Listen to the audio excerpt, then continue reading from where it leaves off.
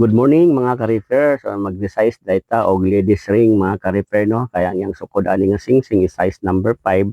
Pag-resize nato ani ang iyang sukod ani is size number 9 and a half. Kay nanambok mangud ang tagiya ani mga ka-repair hingdako.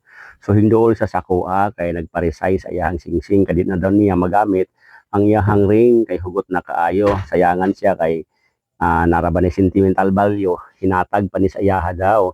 So akong gihimo ani akong gi-resize, akong giputol, ako dai siyang gisulod sa talad para makuha nako ang sakto nga sukod niya nga size number 9 and a half para ma-circle po nako ang sakto. Pag human nako luklukan na sa talad mga ka-repair, ako dayon na siyang gilimbasan.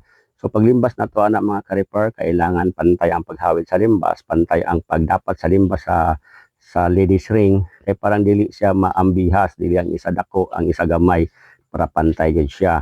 So paghuman na mga ka-repair atong gikikilan ang iyang ilalom ana mga ka-repair kay para pagsuot niya ani sa iyang singsing dili masamad ang iyang tudlo or ang iyang asa dapit nga side nga ibutang na sa iyang tudlo mga ka-repair.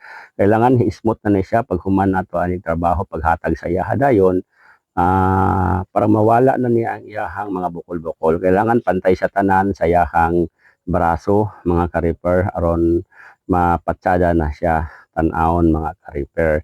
So humana ni sa mga ka-repair tapos ani ako na ni siyang gilihaan no. Ang ato ang number sa liha nga atong gigamit ana mga ka-repair is 1,000 ang number na mga ka-repair parang dili siya rap tan-awon. So smooth na siya mga ka-repair, pahapit na nato ni siya human, sumao na ni siya ato lang din ni siyang hinluan. Morning before, morning after. So salamat mga ka-repair.